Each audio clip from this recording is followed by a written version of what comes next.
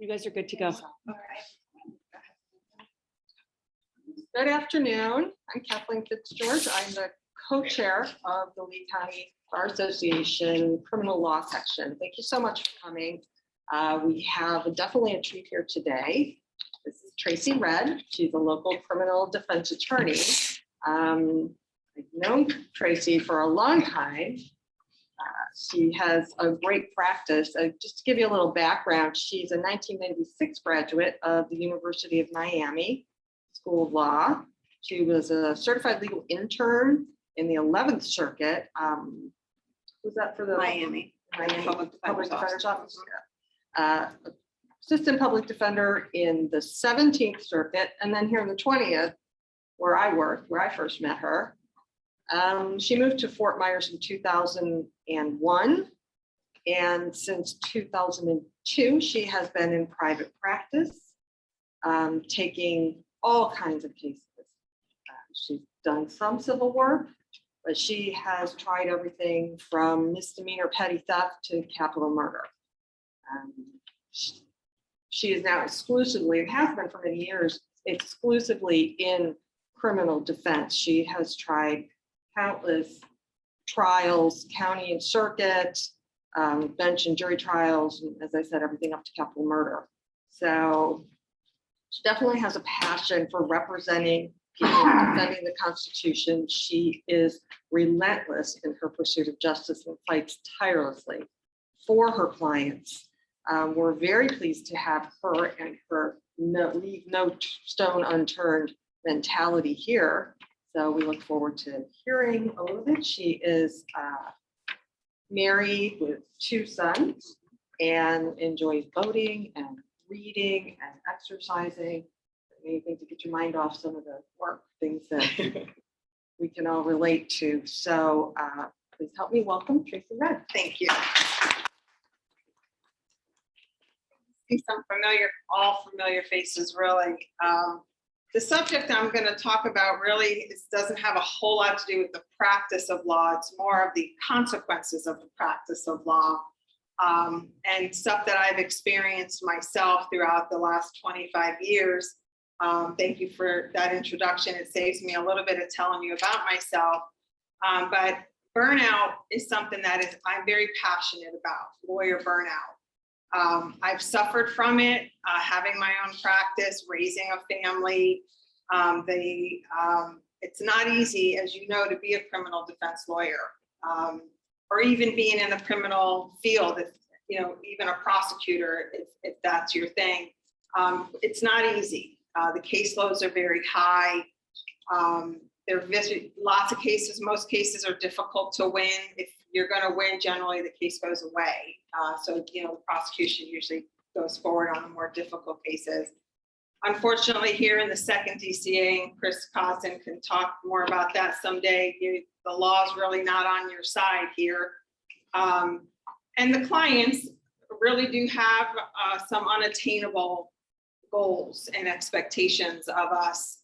And some of us have even been physically assaulted and battered during a trial or a hearing. So these things I know may be comical when you think about them, but when you're living it day in and day out, it really does have a tendency to burn you out. And it is a serious problem. I've done some studies and read up a lot about it years ago, but just more recently, I looked at the Florida Lawyers Helpline at the Florida Bar, which I highly recommend, even just to get some information. But it's kind of overwhelming. I'll give you some statistics. 36% of lawyers in the state of Florida, 36% suffer from abuse of alcohol, 28% suffer from depression, 23% suffer from high levels of stress, 19% anxiety, and lawyers are in the top 10 of the suicide rate. I think we're like right under dentistry. And we might have even have gone beyond that. So lawyer burnout is a serious problem, and lawyer work can be extremely fulfilling, but it is by nature for us as litigators very stressful. I find it to be downright exhausting. At the end of the day, I am spent. I've pretty much given all I can give. We're very competitive people by nature. We tend to put in excessive hours. We're overworked, we're spread out. So our mental health and our physical health tend to struggle and take a back seat. And we have to be super cognizant of that because it will get the better of you and your family. There was a study done by the Betty Ford Foundation and the American Bar Commission on Lawyer Assistance Programs. And as I was telling you, the Florida bar, this is the American bar, they have pretty staggering rates for people that suffer from depression, anxiety, and drug and alcohol abuse. So it's a pandemic, if you want to talk about things that are seriously hurting in our field. Lawyer burnout is one of them. There was a 2014 survey done by the Yale, by just law students, people who are not even yet practicing law, and 70% of those surveyed struggled with mental health issues. So they're not even out there yet, and just the struggles, you know, to get through law school itself. So the fact that we're even here is impressive. So we're in a unique conundrum for people who practice law. We are people who are basically very naturally driven. We're very competitive, but we're very dedicated to what we do. But that's also what causes us our burnout, because we don't have a stopping point. We're on a train track that never rests. It kind of goes with us.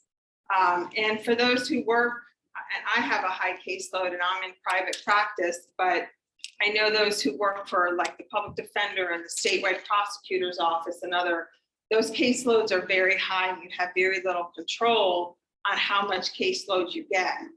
And unfortunately, in the criminal field in particular, the judicial system is on a swift mode. It's let's get through this, let's move on. I know the civil practice is a little bit different. You can kind of take your time, you have time for motions, and it's not as fast paced as the criminal justice system is. So with all that stress, there's really no wonder that there's burnout. But we have to take it on a day by day basis. So when you think of burnout, you kind of think of all the common symptoms, the stress, the fatigue, you're not sleeping well, you get headaches, which I had yesterday, lots of anxiety, irritability, depression, feelings of hopelessness, aggression, cynicism, and unfortunately, substance abuse. That goes with burnout, but there's other things that you might not know that cause burnout. And that's really very specific to our field, and that is dealing with traumatized clients. And I know we don't give this enough credit, but consider this. For 25 years almost, I've been dealing with clients whose lives are a mess. They are stricken with poverty, abuse, growing up, so I know that I struggle with what's called compassion fatigue. After a while, you take on the burdens of your clients. You can't help it. It becomes part of your life. There's also something called secondary traumatic stress. It's been coined STS, and vicarious traumatization. So in essence, we are being traumatized, and I mean that in a specific term, by who we're representing. Not that they mean to traumatize us, but it's by its very nature. And I think it works for prosecutors as well, because they're dealing with victims who have gone through trauma as well. It's just a different trauma than what we as defense attorneys go through. So being exposed to, like I said, histories of abuse, neglect, the poverty, violence, it affects us. And it causes us to burn out because we take on the burdens of these people. We try not to, try to keep it very professional. I know that. I try to separate.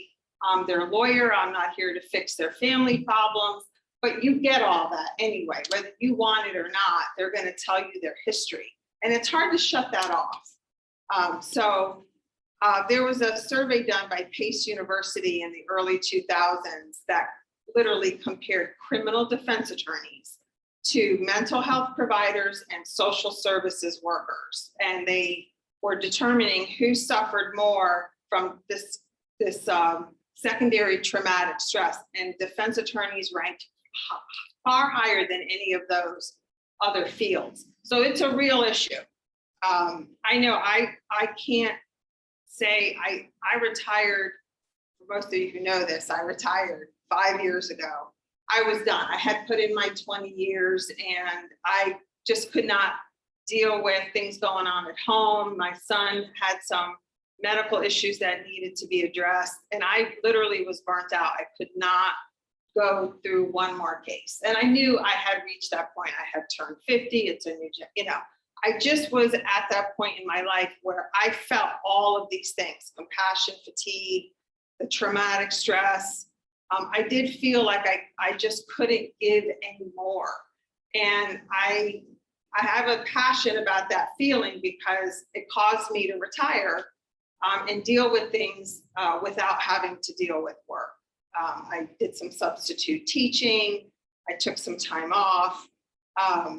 But how do you know if you're about burned out? I mean, do you have the stressors, the key points that I mentioned? If you're starting to feel those, fatigue, depression, even cynicism, you're a cynical person now by nature, and you never used to be. That is a sign of being burnt out. If you're kind of cynical of life and politics and the system and all that stuff, you might start realizing that you're getting close to burnout. So how do you avoid it and manage it? I don't think it's inevitable. I think there are things, if you work on them early on, or at least recognize them, I think that you can overcome or avoid burnout. And one way I think works for me is my work-life influences. So you're at work probably more than you're ever really home in the awake hours. What's your work environment like? What are your colleagues and you talking about? Do you have any downtime at work? Are you always talking about your cases? So your work-life influences, I think, are very important. I am a sole practitioner, so I don't really have coworkers. And I'll get to, I think, the resolution that I've come to that helps me tremendously. But I think who you spend time with out of work helps a lot. Some of you have really healthy work relationships that you are your friends outside of work, but I know you tend to talk about work. And I think it's important to have a balance, that you have people surrounding you that aren't familiar with your job. I have a church group that I am a part of, and none of them do what I do, but they're so refreshing to be around them, to talk about things other than the plight of my clients, the plight of fighting with adversaries, the plight of judges who don't really understand the practice of law. So you have to have those relationships. You have to cultivate relationships outside of the work area. Could you say that again? Which part? About Which, the judges. yeah. You don't know shit about practicing law. They are so far removed at this point that it's hard to do that. So there's something to be said about talking it out with an old friend, kicking back and having a beer. And there's nothing wrong. Don't get me wrong. I'm not saying you shouldn't talk about your cases and your experiences, but I know I got into that's all I talked about was work. And that's all my kids heard was the problems at work and clients, the situations. You would see them on TV, or they would be calling in the middle of the night. So you bring it home, and then your home life becomes part of an extension of your work life. And this may be all common sense, but I have to tell you, it creeps in there and you don't really realize it until every aspect of your life has been overcome with your work life. And I'm telling you, you will burn out. If you're not yet burnt out, you will burn out. So try to do non-work created activities. Some of you in here are really good at that. You're good at after hours, traveling, going to the beach, attending outings and things like that that are not work related. You should always participate in your local bar association activities. I'm just going to give you a plug there, Lauren, because you do a great job with that. And I think they're great and fun. But I think things like faith-based organizations, I think things like joining a gym, learning how to meditate, making sure you're taking care of your physical body will help you take care of your mental health. It doesn't take a lot. I know, for example, my husband and I, now that my practice is back up and running, I'm usually there very late, 7 o'clock at night, maybe sometimes later. But in the morning, our routine is we get up, we go to the gym, we do a 30-minute workout with a couple trainers, we drive together, we work out together, we drive home together, we get ready for work. I can tell you that before we did this, I kind of lost touch even with my own marriage. And my kids didn't want to necessarily be around me because I was always exhausted or, dealing with a phone call from work. So I think it's important that you create an environment outside of the work area that can lather some relief for you. It's really, really important. And I do think, again, taking care of your physical life, even if that means at lunch you go for a walk, get out of the office, go alone, meet somebody that's not in your field. And I love being with people here. Believe me, I'm not trying to say we shouldn't be together. I'm just saying you need to have a break from it. One thing I have found that helps avoid it is a mentor. And not many of us have one. I have a couple. Mr. Cosden is considered one of my mentors, and I thank him very much. But I think it's important. I don't care how many years you've been practicing law. I don't care. There's nothing like having somebody that has either more experience than you or has been around longer than you that can mentor you. I've done a lot of trials, I've done motions, but I still get the butterflies in my stomach when there's a new or novel issue. Dalbert had me spinning. Chris came in, jumped in, did a trial with me. We dealt with the new Dalbert issues. I think having mentors as a solo practitioner, because I miss that camaraderie of the office. There's no groups. It's just kind of your own worst enemy, honestly. But you're your own person. There's no one to bounce ideas off of or have someone jump in with you. So for the sole practitioners in here, if you're not into getting a mentor, and I recommend there's possibilities, there's stuff on the Florida Bar website for people that help you. If you can't find somebody in this community, then become a mentor. I've had the privilege to mentor a couple of attorneys who have left either the public defender or state attorney's office or are fresh out of law school and just needed someone to talk to about the ropes. It's very rewarding to give instead of constantly take. It seems like that's all we do as solo practitioners or as defense attorneys is give. But this kind of giving to somebody else it's really a very special part of I think what we're here for. Give somebody a motion you filed or give a call to a new person who's just been out on their own. I've made those phone calls. Hey, I'm here for you. I've gone out on my own too. So if you don't have a mentor, be a mentor. There is a psychiatrist by the name of Ron Holfeld. He's out of Oregon, but he's done a lot of study on litigation attorneys, not necessarily criminal, but litigation in general. And I'm going to read you what I read. And he said he works with attorneys and have observed litigators burn out at an especially high rate. Litigation is, of course, inherently confrontational, which can be stressful. Litigators also have little control over their schedules. Vacations and weekends are at the mercy of opposing counsel in the courts, which we know they don't care if we have vacation schedule. And they really have no incentive to respect our much needed downtime. It's crank, and we know that that's a fact. So the combination of lack of control over time, the confrontation, which is the adversarial nature of our job, the work hours, the high stakes, let's face it, we're dealing with people's lives, literally. I've done death penalty cases. Whether they live or die is on my shoulders. That's a kind of stress most people don't understand. So we in this room understand that we literally have freedom and the breath that these people take on our backs. But the combination of lack of control over your time, confrontation, hours, and high stakes run people ragged.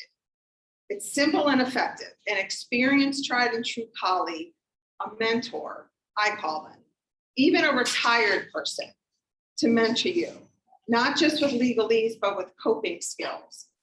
I cannot overemphasize this. It doesn't matter how much experience you have.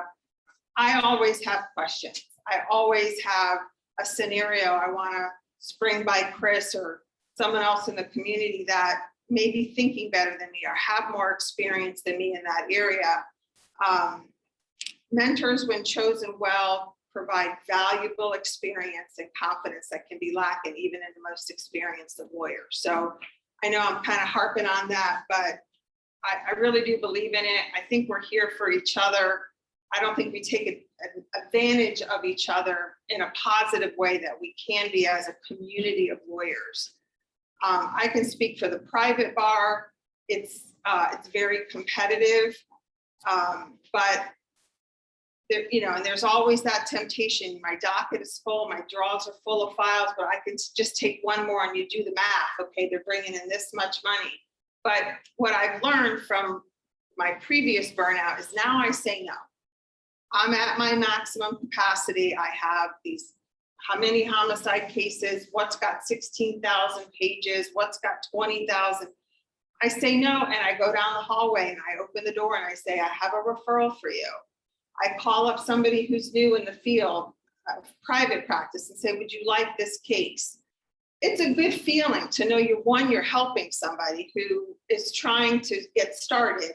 And two, you've got to be true to yourself. You've got to really take a sober look at where you're at in your practice, whether it's public practice or private practice, and be able to say no for the benefit of your mental and physical health. I can tell you from experience, the money is not worth it. It's not worth the stress, the lack of sleep, the breakup of the family, the aggravation, the stress, the agitation, the separation from joy that one extra case or two extra cases brings in. So you have to set boundaries and live within those boundaries. If your boundaries are, if I'm working, which I'm pretty much at my capacity, if I'm working, 17 hours a day and weekends, you're probably gonna burn out. That's pretty common sense. But I think you have to have a plan and have boundaries and live by them and learn to say no. Leave your job at the job. Don't bring it home if you can. I know trial prep is 24 hours before a trial, especially a big one. But try to not bring your job at home. Bring your job home, files and computers, and your family deserves you. You have your time at work. They deserve to have you. Your kids deserve your time. Mine are grown now. I think about the 20 years of stress that I put them through, and I have a lot of regrets. I really would have done things differently.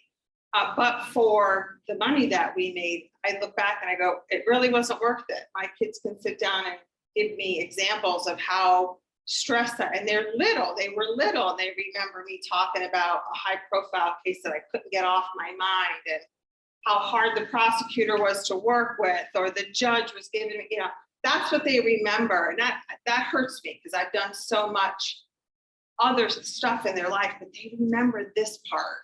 And that's touching to me.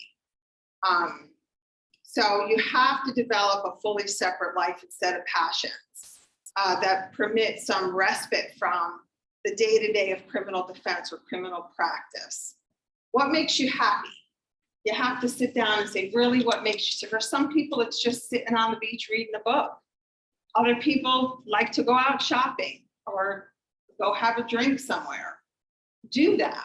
Make sure you're doing that. Your life should be surrounded by what makes you happy first and then work. And I'm living by that. My work is not what makes me the happiest. What makes me the happiest is my family environment, my friends outside of work. That's what brings me joy. And I've made a promise to myself that every day I will do something that brings me joy. And that's the way I live my life. So the next aspect of it is live according to your values. We all have a value system. It's all different for some people, but everyone has a value. It's the non-lawyer side of you. It's when you're not practicing law. What are your values? Just remember, lawyering is what we do. It's not who we are. I tell people that all the time. I'm a lawyer by trade, but who am I as a person? First, I want to be a good Christian. Second, I want to be a great wife. Third, I want to take care and be a great mom. Those are my values. Am I able to do that through my job? And that's what I've learned is important to me. If people look at me and all they see is a litigator or a lawyer, then I failed. I have failed my life values and the promises that I made for myself. I don't want to be looked back at and say, wow, she was a great lawyer. I mean, it's nice and you know, you want to do well at your job, but I don't want to be known for that outside of my workplace. I want to be known as someone who was good to people, who gave of themselves, who raised great, healthy children, who has a good, solid marriage. That's to me what's as important. And believe me, it'll avoid you having burnout. It's those relationships in your life that will bring you through the burnout parts of being a lawyer, or especially in this area of practice. I can't underestimate or overspeak how important that is. It's really important to make a conscious effort to integrate non-work related activities and hobbies into your everyday life. I don't know what that looks like for you, but take some time to think about what that looks like for you and integrate that into your life. For me, it's exercise, it's faith-based activities. I've learned to try to take care of myself better. And it doesn't have to be an all-day thing. Some people go for an hour run or they're at the gym for 2 hours. It doesn't have to be that way. So if you're working in a way that does not work for you, and you already know that, and you're going to continue down this kind of unsustainable path, it's a roadmap to lawyer burnout. Take a step back, decide if what you're doing is really sustainable. There are options, you have choices. I had to sit back when I retired before deciding to come back. What really was my passion? What was my purpose in coming back? And I thought about the reasons I went to law school. I was I worked my way through college. I worked at the United States Postal Service, a night shift, you know, just slinging mail. And I became very active in the local union and kind of worked myself up on the ranks of the union. You know, we did some contract negotiations. I loved it. And it only solidified my reasons of why I wanted to go to law school. My passion really was to help employed people have good employment rights. I don't know how that cultivated itself, but it did. And then I had a passion for Latin and South America. So I thought, well, you know, certainly they don't have unions there. Let's do international law, and we'll go to these foreign countries and help unionize and put these rights into these other countries. And then I did an internship with the Public Defender's Office, and 25 years later, here I am standing before you. But I realized that my passion really was to help people. That is my passion and purpose. And I can do that in the field that I'm at. I just have to take care of myself. And that's where I've kind of lost my way along the way. I had to ask myself 5 or 6 years ago, was I happy? Did my job bring me joy? And it didn't. I came to a point where it just didn't. I dreaded going to work. I dreaded dealing with clients. I dreaded dealing with prosecutors. I don't think I'm talking to strangers here. I think some of you really understand what I'm saying, where you get up in the morning and you're like, oh, gosh, I just can't do this one more day. That's burnout. You've reached the cap of where you're burnt out. And I'm not saying you should leave the practice of criminal defense. That's not the purpose of my coming here today. But what I'm telling you is you do have choices. We didn't go to law school to be miserable people. That wasn't what we put those 7 years and hundreds of thousands of dollars into. I think we all had a purpose. You have to find what that is. I know many people kind of matriculate out of criminal defense after so many years and go into other fields of law. That's an option. There's many things you can do. You can change the way you practice law. Maybe bring on an associate if it will help. You won't make as much money, but it could help lower some of the stress that you go through. Have a life mission, make a plan. Law firms, all of us, public defenders, statewide, private practice, we have a business plan to make sure we succeed. Otherwise, we won't succeed. I think you have to have a personal life mission to guide you from place to place and from client to client. You've got to do things that give you energy and not tear you down. This is really a tough area to be in. And I applaud all of you for staying. Most of you here have been in it for a very long time. But I'm not sure that it's the right profession for everybody if burnout is what it leads to. So my closing remarks are basically asking you a few questions for you to think about. Like, what are the things that give you energy? What excites you? What makes you live every day? It's not going to be the same. If I passed around a piece of paper, everyone would write something different. Incorporate that into your daily life. What are things that engage you on a deep level? It's not just the law. What engages you? Is it family time? Is it, like I said, a good book? Is it politics? I mean, what is that? Incorporate that into your daily life. You need to have structure. And if you're feeling burnt out today, I want to promise you, you're not alone. It doesn't have to be this way. There is a way out. Life coaches, I think, are a huge benefit. I've been reading a lot about life coaches for lawyers, and they do deal a lot. They're former lawyers or current lawyers who have suffered from burnout to the point where they were either hospitalized or had to get professional treatment. And they are a great source. There's nothing to be embarrassed about. It's just something I want to put out there. There are lawyer burnout life coaches that are available all across the country. There's also, like I said, the American Bar Association and the Florida Bar has these mental health and wellness centers that they're called lawyer assistance programs that I would encourage you, if you or you know somebody who's on the verge of burnout and is not balancing life and work, reach out. I have a lot of resources. Just call me anytime.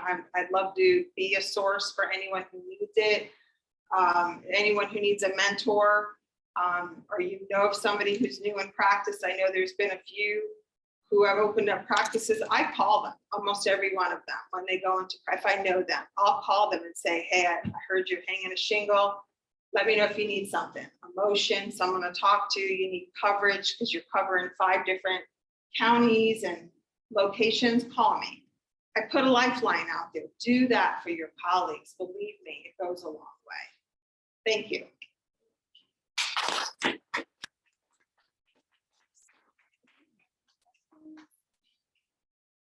How do you set a boundary for your clients on your cell phone? Well, what I've done is hired a 24-hour answering service. So I don't give out my cell phone as like I used to. It's costly, but they take such great messages and they alert me by email and text. So I know who's calling, what their issue is. So now I can determine whether that can wait till Monday or it's something I have to address right away. So like I said, you put these resources into action. And I used to take every call because, you know, when you're starting off, you take everyone how you need every client you can get. But it does get very abusive. It really does. And there is no break. And I would get calls at 2 a.m. I'm in a traffic stop. Okay. Or, you know, I got calls today. They just broke down my granddad's door. Well, I don't know what to do with that, you know.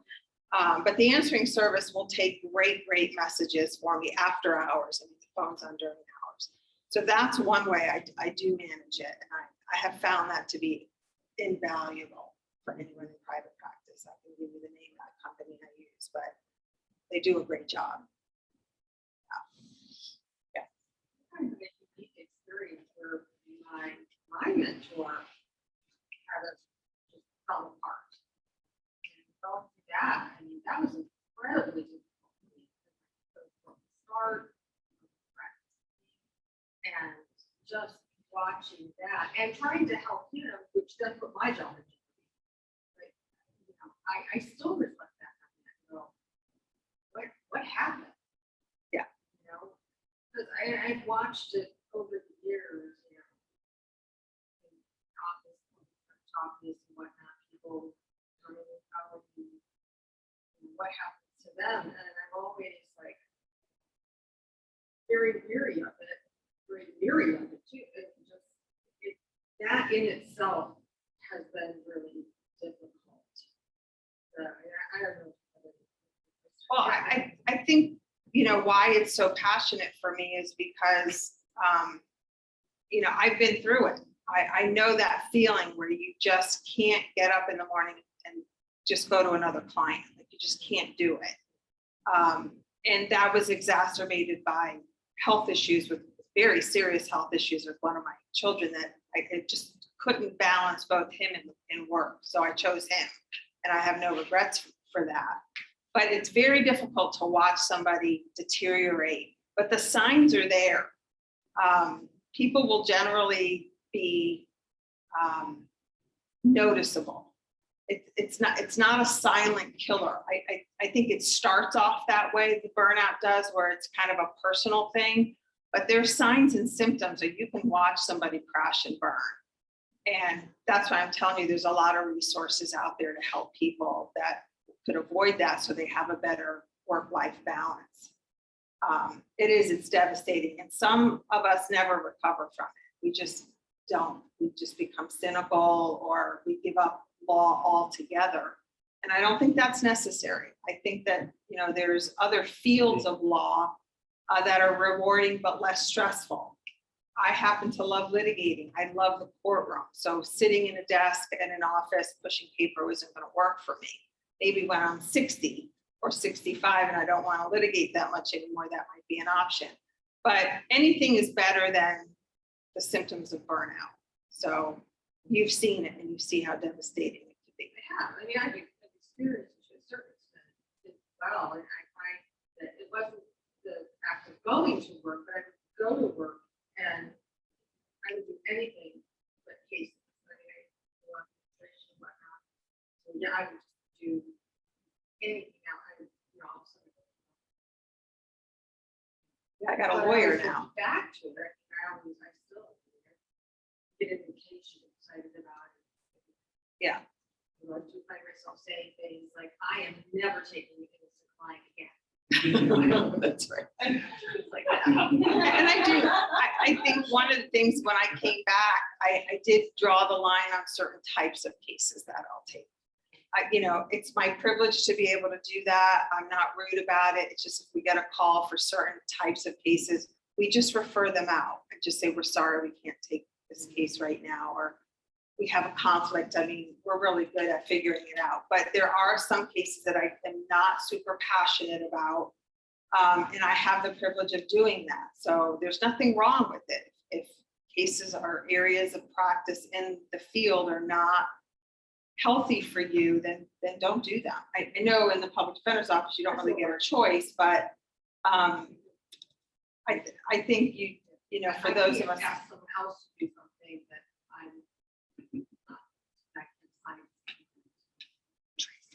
Well, I remember right before I left the public defender's office, I had a case, and, I was 9 months pregnant. So everything was emotional for me back then. You just cry over your pencil's not in the pencil holder and life is over. But I did get a really horrific child abuse case assigned to me. And I was by myself on track back then. Judge Corbin's track, it was only me. And I couldn't do the case. The wounds on the child were horrible, and the facts, I had met the client, and I just couldn't do it. And that was the last case I worked before I decided I wouldn't go back to the public defender's office after having children. I made the decision to stay home for a few years. But I let my guard down when I went into take everything, doesn't matter what it is, but I'm at that point where it's not worth it. I will refer, and my colleagues don't have a problem with it, and I don't judge them for that. It's a case, you do your best. Right. But there is a time when you have to draw the line. Yeah. I had a boss back then who said, well, you don't have children. Wow. Yeah. And I mean, there's been times I've taken stuff that I wished I hadn't, but I really do try to be selective so that I can still enjoy my work. My daughter's at the state attorney's office, for anybody who doesn't know, and she's in special victims with the children. As soon as she had her first child, she did not want to be in there. Maybe it's improvement that the state attorney's office, once you get in that division, Tracy can't get out. The other girls in the division also had babies. Now she just had her second one, and she's miserable. She's getting this burnout. I can see it. I'm trying to tell her, I know you love what you do as far as being a prosecutor, but you might want to rethink your options. Yes. They're not going to let you out because of that.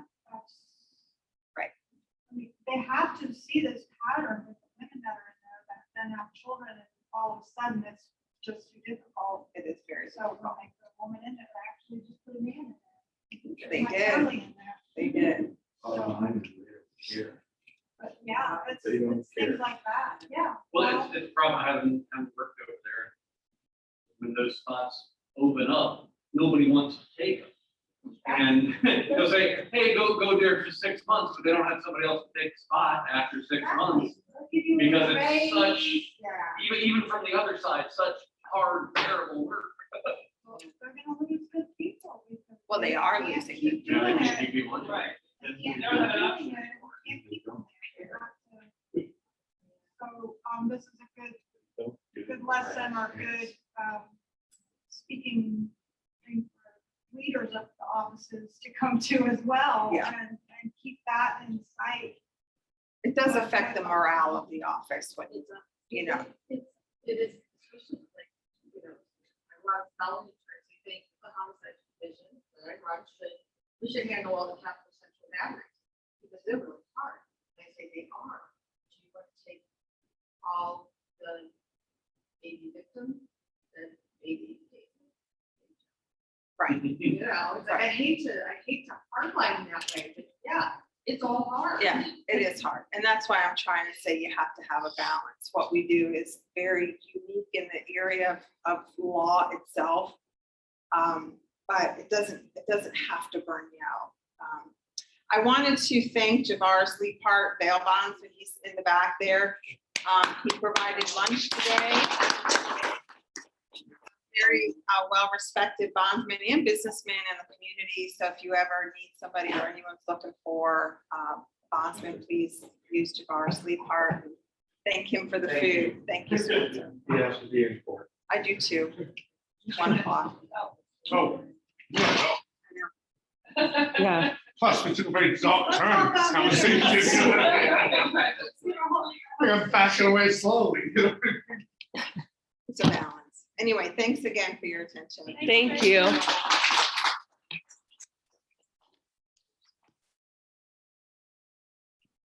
Anything else have to go back? 'Cause I'll give you a ride. It's, I have